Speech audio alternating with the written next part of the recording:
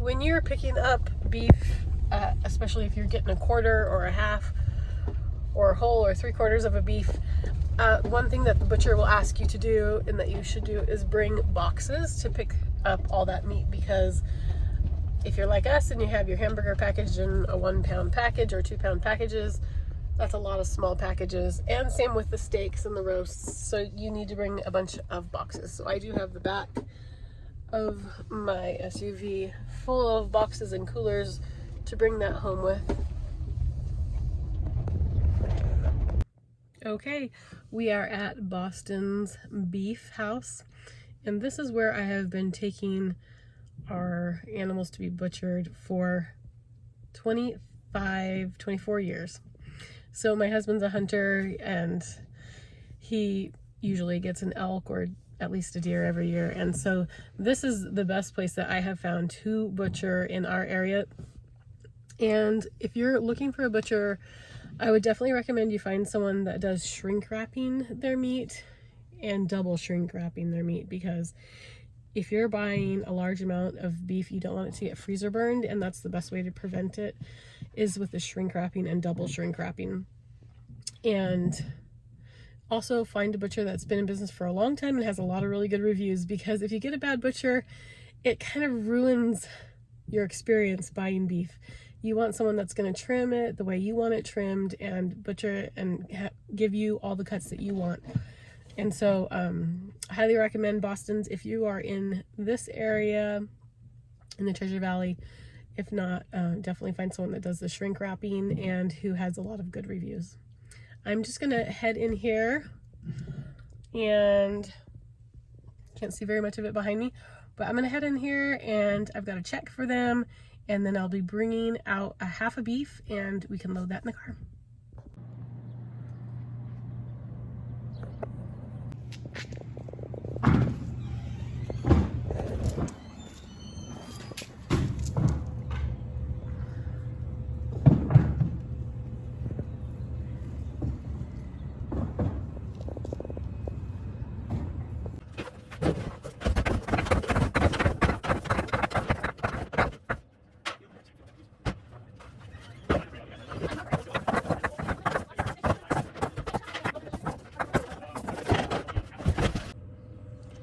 Tip number 2, bring gloves. Okay, so I'm just partway through. I've got all the hamburger loaded so far. So we've got a huge box of hamburger here, and then I've got this huge tote, which is more than halfway full with 1-pound packages of hamburger. And I also have about 20 of these packages of stew meat, which make really good canned beef stew. I still have 4 crates with roasts. There should be a tri-tip in there, brisket, and steaks and roasts. So I'll get these loaded up. So here's the rump roast, one of them. I really like the way I put them here. Round roast, another round roast, and 2 more round roasts. This is how they package the tenderloin. So I've got 4 of those. They each have 2 steaks each. That would be filet mignon. Sirloin steaks.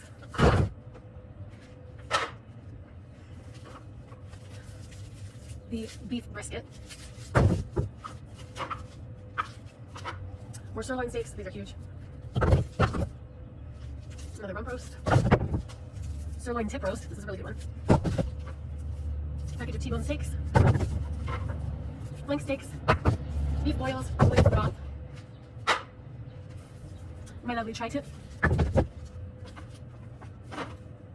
More T-bone steaks. Soup bones. An English roast. Another sirloin tip roast. And more soup. More soup bones. Ribeye steaks. T-bone steaks. More T-bone steaks. These are my favorite. This would be the prime rib. More rib steaks. More T-bone steaks. And more soup bones. That's it. Let me turn you around and show you what this looks like. Okay, loaded up. this is a chore. So these are 1 pound packages of hamburger. This big tote here is halfway filled with hamburger and the other half is T-bone steaks and roasts, and then a cooler with prime rib, T-bone steaks, and roasts. So now that we have this all loaded in the car, we're going to take it home and I will show you how I organize it and get it all into the freezer. Okay, before I leave the butcher shop, I'm just going to go over pricing with you about how much it costs to buy half of a beef. Now, keep in mind, this is a natural beef, so if you were to buy a generic beef, it would be a little bit cheaper. So I paid for, and this is what it was on the hoof. On the hoof, half the cow was $1,300 from the rancher. So that's what I pay the farmer. And then I brought it to Boston's Beef, and they, of course, remove the hide, remove the head, butcher it, take off all the extra fat. I did not keep extra fat this time. I didn't keep any extra bones this time because I still have some left over from last year's cow. So it ended up being 484 pounds, and I paid the butcher $461. So the total altogether is about $1,700 for 484 pounds of prime natural beef. No antibiotics, nothing. This really is the best quality beef that you can get, and I believe really at the best price per pound that you can get is when you buy it from the farmer. I do use Y1 Farms out of Vail, Oregon to get my beef.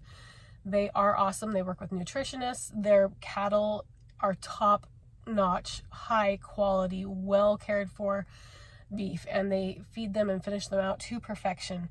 They are not grass finished, they are grass fed, and then they are grain finished, which honestly gives a much better flavor than grass finished. I'm sorry it's not as healthy fat, but the marbling's not as healthy for you, but it tastes 100 times better. And it's still natural, still grass fed, just finished with grain, which they've been doing for hundreds of years. And so I'll do the math and figure out how much that is per pound. But when you do the math, you've got to remember that that includes the prime rib, the briskets, all these high quality, expensive cuts of meat that you're getting, T-bone steaks, filet mignon, for all the same price per pound as the hamburger, which is still going to be a great price on the hamburger, especially for the high quality that it is. Okay, so $1,700 divided by 485 pounds of meat equals $3, just over $3.50 a pound.